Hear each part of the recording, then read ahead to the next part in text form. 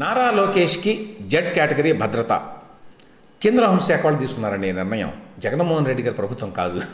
జగన్మోహన్ రెడ్డి గారి ప్రభుత్వం ఎట్టి పరిస్థితుల్లో అటువంటి నిర్ణయం తీసుకోదు. ఇన్ఫ్యాక్ట్ గతంలో చాలాసార్లు నారా లోకేష్కి కూడా చాలా సమస్యలు ఉన్నాయి. ఆయన తండ్రి ముఖ్యమంత్రిగా ఉండటం వల్ల కారణం, ఆ తర్వాత ఆయన రాజకీయాలకు వచ్చిన తర్వాత కూడా కొంత ప్రమాదం ఉంది ఆయన భద్రతకి అని చెప్పి చాలాసార్లు వాళ్ళు రాష్ట్ర ప్రభుత్వానికి కేంద్రానికి కూడా రిప్రజెంటేషన్ ఇచ్చారు. ఎస్పెషల్లీ ఆయన యోగణ యాత్రలో వెళ్ళినప్పుడు కూడా కొన్ని ఘటనలు జరిగినాయి అన్నమాట. ఆ నేపథ్యంలో వాళ్ళు రిప్రజెంటేషన్స్ ఇచ్చారు. ఇచ్చినా కూడా ఏం జరగలేదు. స్టేట్లో ఏం జరగదు. స్టేట్లో ఇన్ఫ్యాక్ట్ లోకేష్కి గతంలో ఉన్నటువంటి భద్రతని ఇంకా కుదించారు. ఆ నేపథ్యంలో హోంశాఖకి వీళ్ళు రిప్రజెంటేషన్ ఇచ్చారు. గతంలో హోంశాఖ వాళ్ళు సెక్యూరిటీ రివ్యూ చేస్తారండి. భద్రతా సమీక్ష అనమాట. అందరికీ చేస్తారు, ముఖ్యమంత్రికి, ప్రతిపక్ష నాయకుడికి, ఇతర రాజకీయాల్లో ఉన్నటువంటి ప్రముఖులందరికీ కూడా చేసి వాళ్ళకి ప్రమాదం ఉన్నది, ఎస్పెషలీ మావోయిస్టుల నుంచి ప్రమాదం ఉన్నది, ఉగ్రవాదుల నుంచి ప్రమాదం ఉన్నది, ఇతరత్ర ప్రమాదం ఉన్నది అని ఒక అంచనాకు వస్తారు. అంచనాకు వచ్చిన తర్వాత కేంద్ర హోంశాఖ ఒక నిర్ణయం తీసుకుంటుంది. వాళ్ళకి ఫలానా కేటగిరీ భద్రత కల్పించాలి అని. జెడ్ కేటగిరీ అనేది టాప్ లెవెల్ అండి.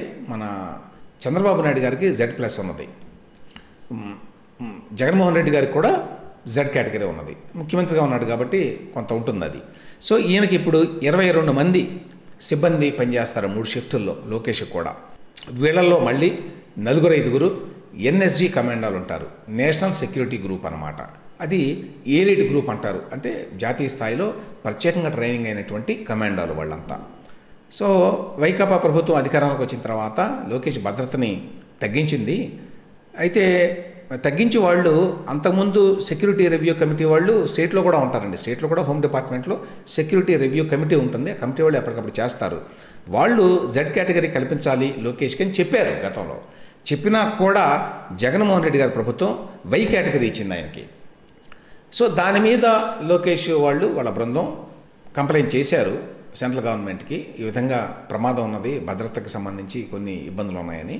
ఇప్పుడు కేంద్ర హోంశాఖ నారా లోకేష్కి సిఆర్పిఎఫ్ విఐపి వింగ్ అని ఒక వింగ్ ఉంటుంది సిఆర్పిఎఫ్లో, సెంట్రల్ రిజర్వ్ పోలీస్ ఫోర్స్.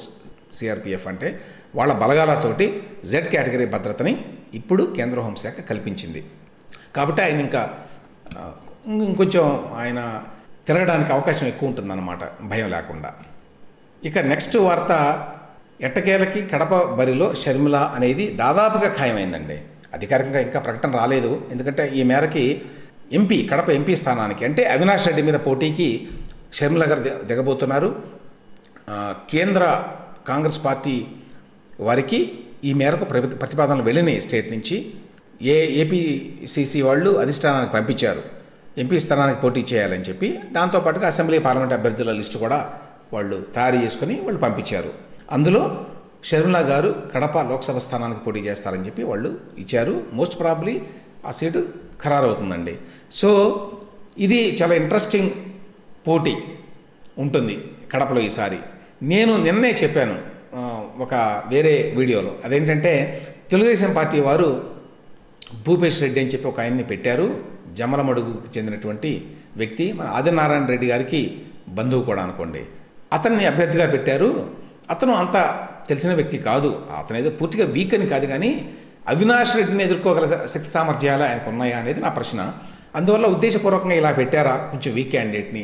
తద్వారా వివేకానంద రెడ్డి గారి కుటుంబ సభ్యుల్లో ఎవరో ఒకళ్ళు అక్కడ నిలబడతారు, వాళ్ళు గెలవడానికి ఒక అవకాశాన్ని కల్పించాలి అనే ఉద్దేశంతో తెలుగుదేశం పార్టీ ఇట్లా చేసిందా అనేటువంటి ఒక ప్రశ్నని లేవనెత్తాను నేను మొన్న చేసినటువంటి వీడియోలో. సో ఇప్పుడు అది కరెక్ట్ అని తేలింది. ఎందుకంటే వైఎస్ షర్మిల నిలబడితే అప్పుడు అవినాష్ రెడ్డి వర్సెస్ వైఎస్ షర్మిల అవుతుంది.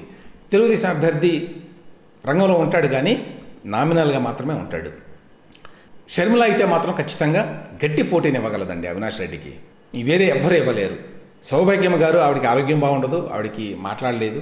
సునీత గారికి ఇంట్రెస్ట్ కూడా లేదు ఆవిడకి రాజకీయాల్లోకి రావడం వల్ల. ఇంకొక నష్టం ఏంటంటే ఇంట్రెస్ట్ లేదు ఒకటి. రెండవది, రాజకీయాల్లోకి వచ్చి నేరుగా నిలబడితే అభ్యర్థిగా ఆవిడ ఏదైతే కాజ్ ఉందో వివేకానంద రెడ్డి గారి హంతకులను పట్టించాలి అని, వాళ్ళకి శిక్ష పడాలి అని, ఆ కాజు డైల్యూట్ అవుతుంది, కొంచెం పలసపడుతుంది అన్నమాట. ఎందుకంటే రాజకీయాలు అంటుకుంటాయి దానికి మళ్ళీ. అది కూడా ఇష్టం లేదు సునీతారెడ్డి గారికి. అందువల్ల ఆవిడ దూరంగా ఉంది. సో ఆ నేపథ్యంలో మోస్ట్ ప్రాబబ్లీ షర్మిల నిలబడుతుందని చెప్పి అందరూ అనుకున్నారు. ఆ ప్రకారం షర్మిల ఇప్పుడు అవినాష్ రెడ్డి మీద కడప బరిలో ఎంపీగా పోటీ చేయబోతోంది కాంగ్రెస్ పార్టీ తరఫున. ఇది రసవత్తరంగా ఉంటుంది ఈ పోటీ, అందులో సందేహం లేదు. ఇక చివరిగా వివేకం అనే సినిమా గురించి అండి. ఇది గతంలో కూడా మాట్లాడదాం అనుకున్నాను నేను. వివేకం అనే ఒక సినిమా వచ్చింది, ఫీచర్ ఫిల్మ్ ఇది. అయితే ఎవరు తీశారు ఏమిటి ఇట్లాంటి వివరాలు ఏమీ బయటికి రాలేదు. ఒక టీజర్ బయటకు వచ్చింది. ఈ టీజర్లో దీని యొక్క ప్రత్యేకత ఏమిటంటే, టీజర్ చూడగానే అర్థమయ్యేది ఇది ఏమనాలంటే వాస్తవంగా ఏమి అయితే జరిగినాయి ఆ పరిణామాలు నిజ జీవితంలో వివేకానంద రెడ్డి గారి హత్యకు సంబంధించి దానిని యాజ్ ఇట్ ఈజ్గా ఏమాత్రం ఫిక్షన్ లేకుండా ఇందులో పెట్టారు. క్యారెక్టర్స్తో సహా ప్రతి వాళ్ళు కూడా ఎవరైతే బతుకున్నారో వాళ్ళందరి క్యారెక్టర్లో ఉన్నాయి. జగన్మోహన్ రెడ్డి గారు ఉన్నారు, షర్మిల గారు ఉన్నారు, వైఎస్ భారతి గారు ఉన్నారు, సునీత గారు ఉన్నారు, ఇక మిగతా వాళ్ళందరూ యాజ్ ఇట్ ఈజ్గా పెట్టారు వాళ్ళందరినీ కూడా. కొన్నిసార్లు అయితే పేర్లు కూడా మార్చాలి వాళ్ళవి. సో ఆ రకంగా చూసినప్పుడు అది కొంచెం సాహసోపేతమైనటువంటి ప్రయత్నమే. ఎవరు తీశారు ఏమిటి ఇట్లాంటి వివరాలు ఏమీ పెద్దగా బయటికి రాలేదండి. ఈనాడు వాళ్ళు వేసినటువంటి వార్త ప్రకారం టీమ్ ఎస్ క్యూబ్ అనేవాళ్ళు తీశారు అని చెప్తున్నారు. వాళ్ళు ఎవరు అనేది వాళ్ళు పెద్దగా రాసుకోలేదేమి.